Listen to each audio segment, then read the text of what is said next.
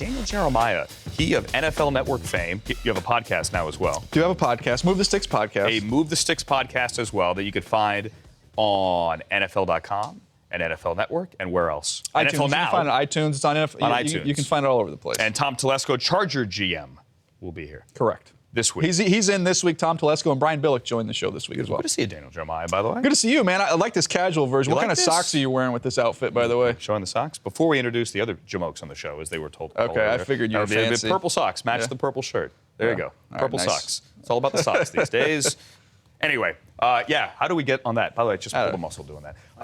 True story. So the other people on the show today, I said Jamokes because when we did the Bacon Zone thing before we used the word Jamokes, sitting over there, Chris Brockman has socks. Chris Law, Nice. I can't see. No You have no well, socks? I got the low-cut All-Star socks that are Okay. nice for the shoe. Brockman, I own those socks, dude. Nice. Funky socks. Wait, you own them as in they're called he's wearing funky your socks? socks. They're Correct. called They're funky literally socks. called funky yeah, they're funky socks. socks. Sounds like a No, personal I'm not problem. borrowing No. DJ's pair of socks. Separate pair of socks, but the same. Same company. Because stuff sometimes at NFL Network, as Daniel can attest, That happens. disappears. Yeah.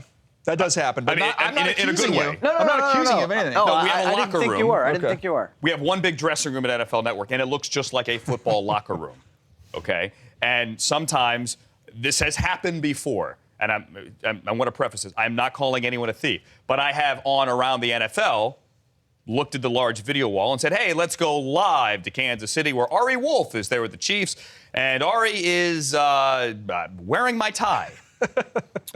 That's my tie. And last year, actually, at the Super Bowl, we're on the field, MetLife Stadium, about an hour and a half before kickoff, and I go over to talk to Ian Rappaport, NFL media insider Ian Rappaport. And I'm walking over there, and Ian's about my height, by the way, right? And I walk over there. It's Jay Glazer, yours truly, Ian Rappaport, Adam Schefter, Greg Rosenthal. We're all the exact same height, okay? There's like, you must not be this tall to report on the NFL. So I walk over to Rappaport. So that's a great looking tie. And then I turn it around. Yeah. I got a little handsy. I turned it around. I went, that's actually my tie. I don't know. Somebody gave it to me. I'm not accusing you of taking my tie. But it is my tie. But it is my tie. Anyway, I digress. Ted is also here.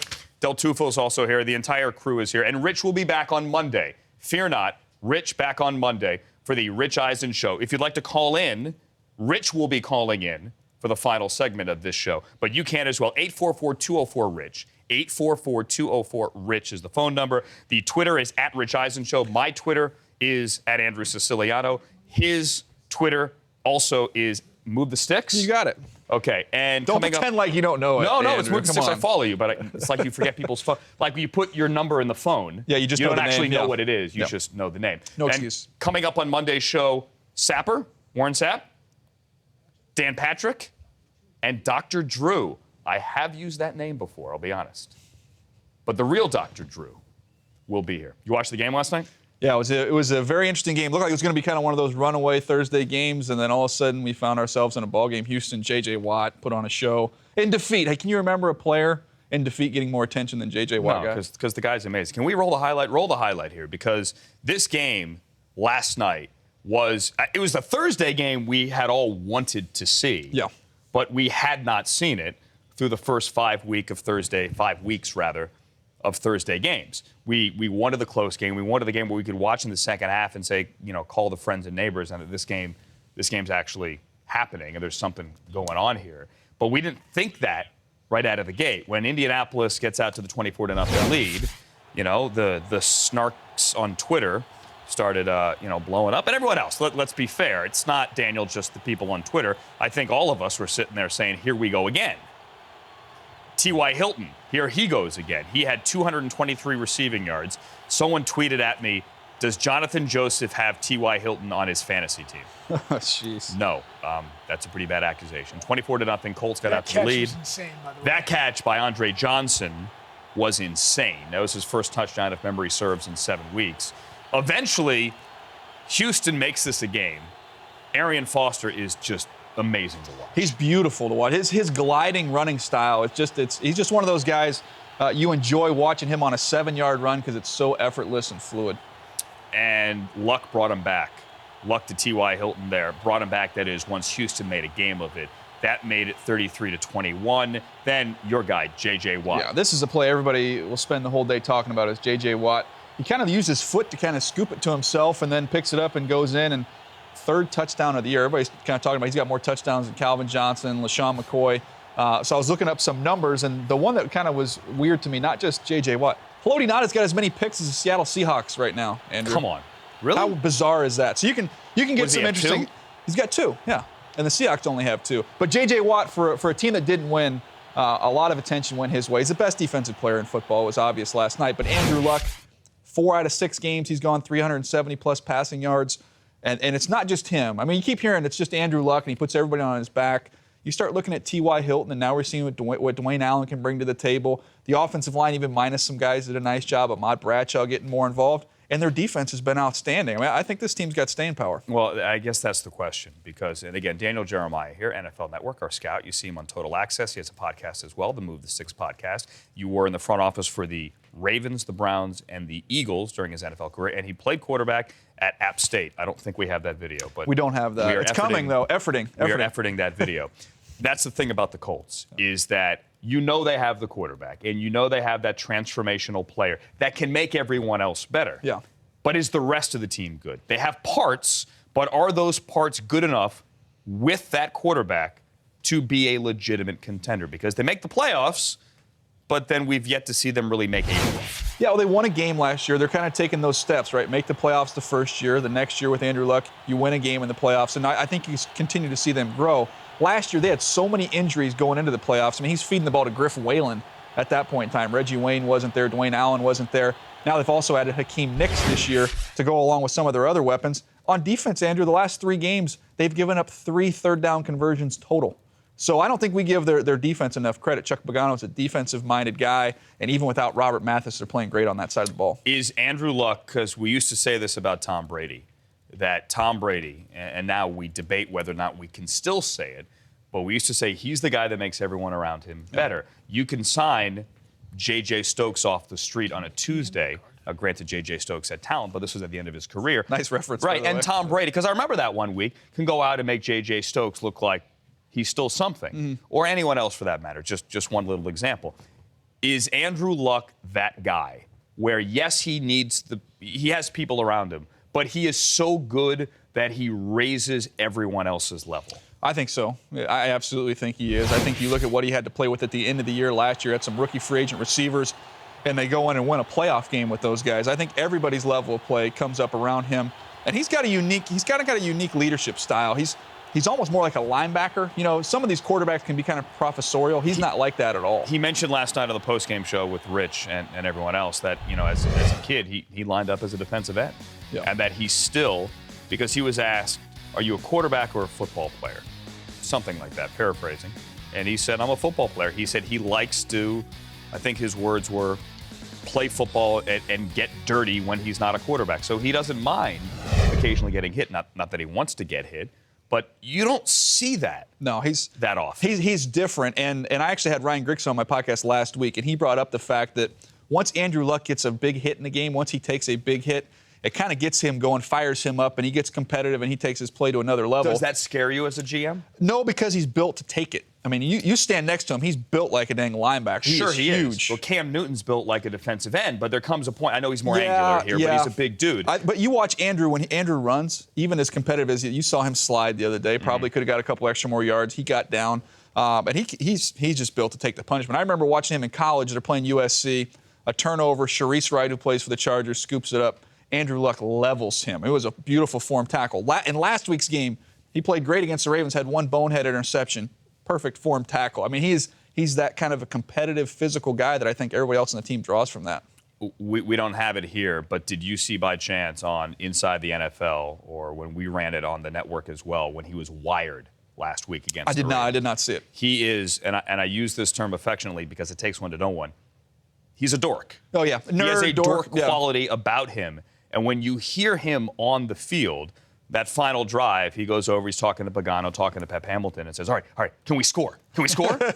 Yes. And then he goes to the huddle, and he says, all right, here's the deal. And Marshall mentioned this last night, too, and it showed Marshall that he's that leader. He said, all right, guys, stay in bounds. Ball security, and you could score. And he goes, thumbs up. Scoring's good. Scoring's good. This is Andrew Luck last week. You can score. And then when Ahmad Bradshaw eventually fumbled in the red zone, he walks off talking into his helmet. No, survive this, survive this, survive this, survive this, to himself. And then at the end, thank God, thank God, thank God, thank God, thank God. Yeah, he's a different guy. He's a totally different guy. Yeah. He's special. He's going to be one of the all-time greats when it's all said and done. All right, let's talk about the rookie quarterbacks here, because if you had told me that Johnny Manziel heading into, what is this now, week 6, would be the only quarterback that is not yet playing. You have Teddy Bridgewater playing. You have Blake Bortles playing. You have Derek Carr playing. Am I missing anybody here? Could be Logan Thomas. He got in last week. You could have Logan Thomas hypothetically playing. He got in last week for the Cardinals when Drew Stanton knocked out against the Broncos.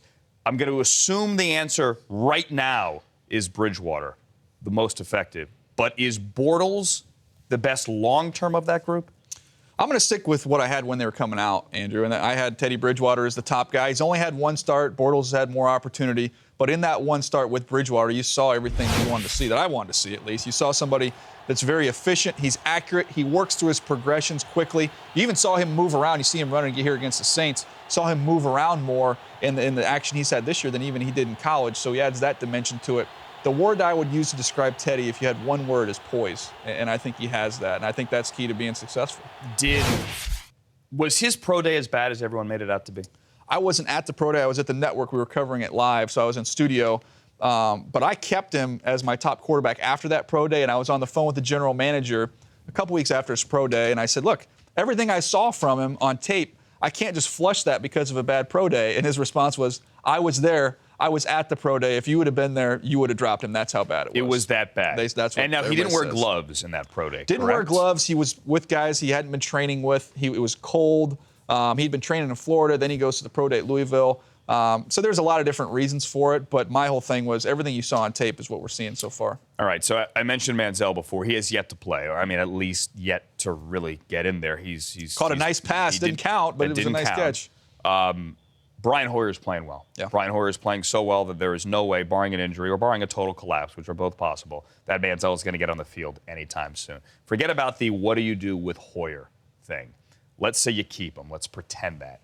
What do you do with Manziel? And if so, does he have any value out there? Would someone say, after watching him in the preseason, you know what?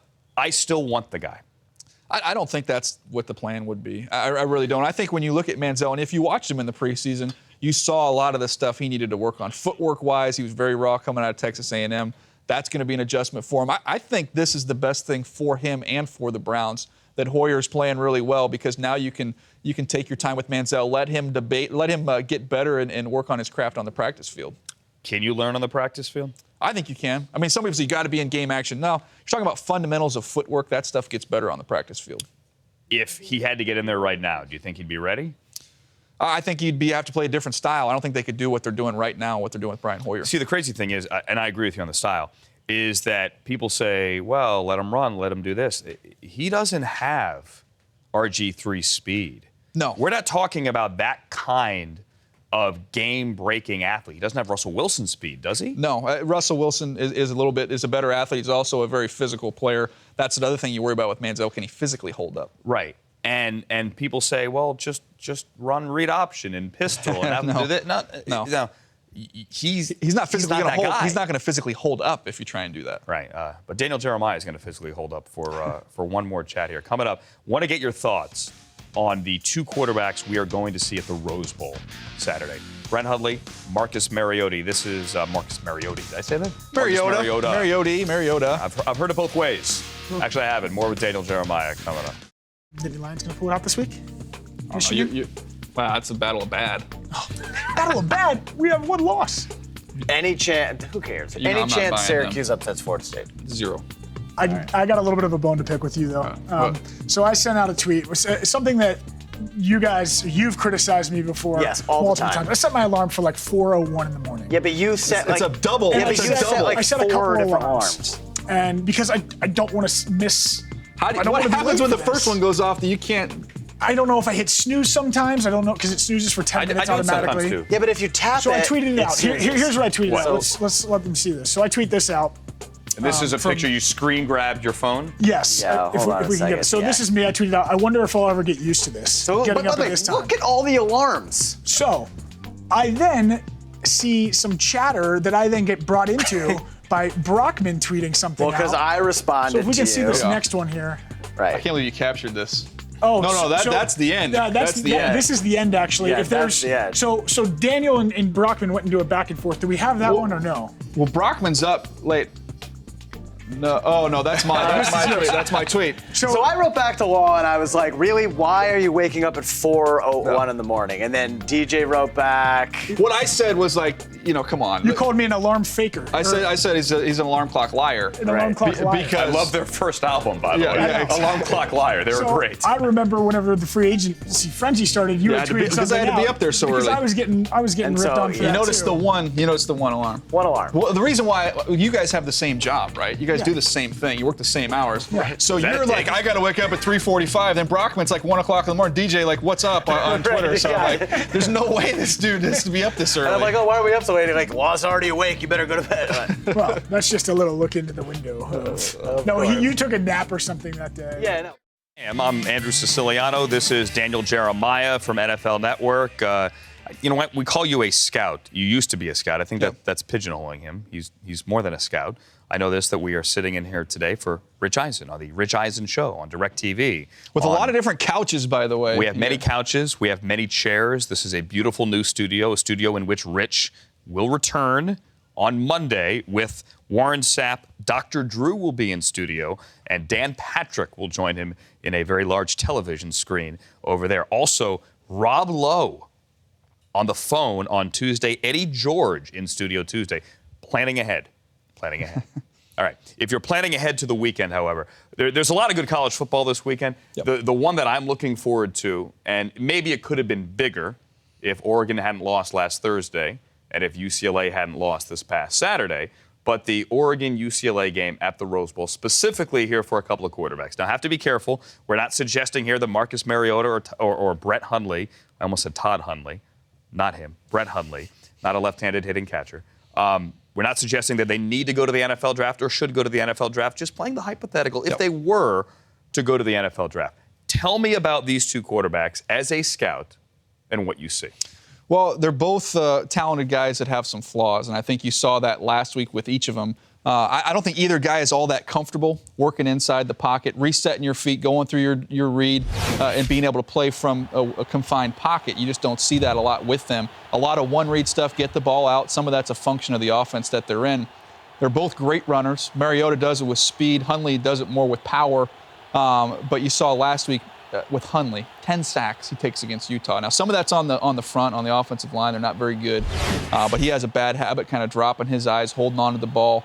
Not working through his progression. So that's something that he definitely needs to work on. And Mariota fumbled a couple times in that game. He's got over 20 fumbles in his career. Now, I was about to say we never see Brett Hundley throw down the field, yet here we see him twice throwing down the field. That had been, I don't want to say a knock, but a concern, hadn't it been, coming into this season? Because whenever I see UCLA play, I see Hundley complete a high percentage of passes, move his team down the field, but nothing is more than 10 yards beyond the line of scrimmage. Now, obviously, those two, as we see the numbers on the screen, those two passes we just saw there were an exception. But is that a concern?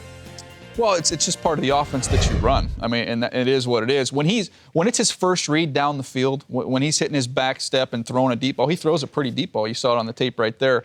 The problem with him has been when he's got to work through a progression, when they take things away and now he's got to dial the ball downfield, you see some errant throws. His accuracy is not all that crisp. So that's something he needs to work on. Mariota is intriguing just because you have the size. He has that rare speed, kind of like Colin Kaepernick in the speed department. He's got more touch than Cap had coming out of Nevada, but he doesn't have that pure arm strength that Kaepernick had. And the other thing I see, and again, this is just judging from my untrained eye, whenever I look up and I see Mariota, and it's a product of the Oregon offense, these guys are 50 yards wide open. Yeah. That's the hardest. That's why he's such a tough evaluation.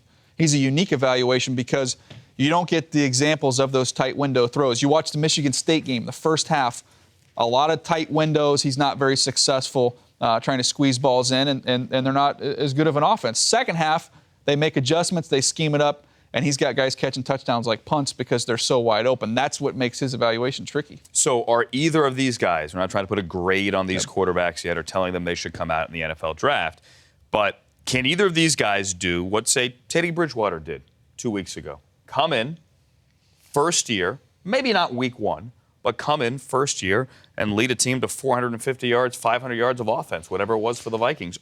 We know these guys have talent, but is that talent ready for the NFL? I think you would have to cater your offense more towards them than you would with Teddy Bridgewater. I think Teddy Bridgewater is somebody you could fit into a lot of different schemes. I think with those two guys, you're going to kind of have to adopt some of the stuff that they do, maybe some more design quarterback runs, getting the ball out quick, different things. I think Teddy Bridgewater is further along in his development at this point in time coming out than these two. Are these guys stars or are they starters?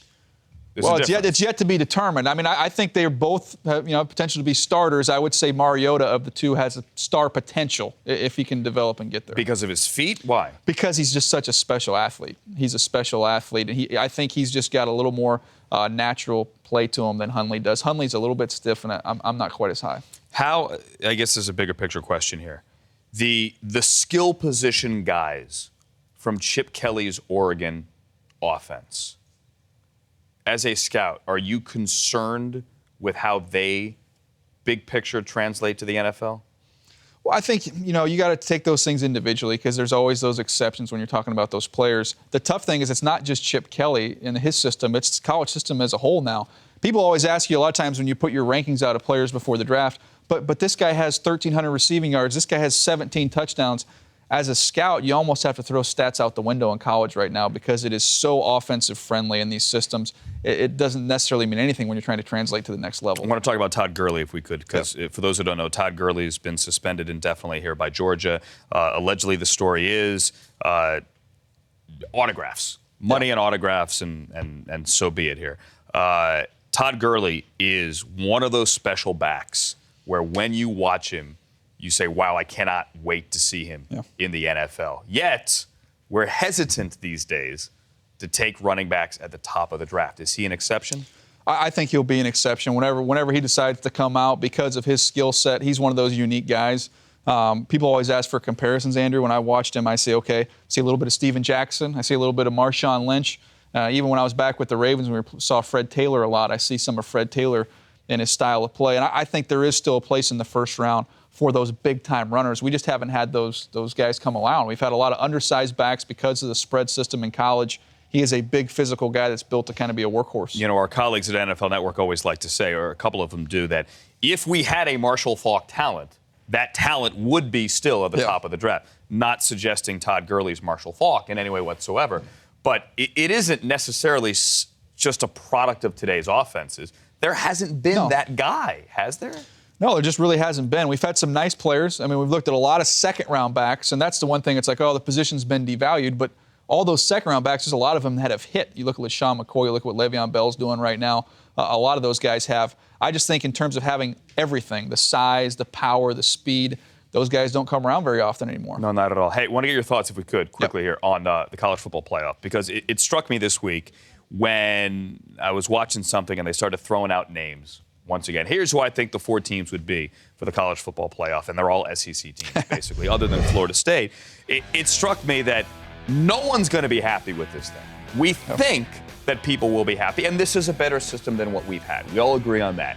But at the end, no one's really going to be happy because the 5th team, the 6th team, it's the NCAA tournament. You got the 65th team forever was upset. It's what it is, but it's not a 64-team field. Yeah. It's a 4-team field.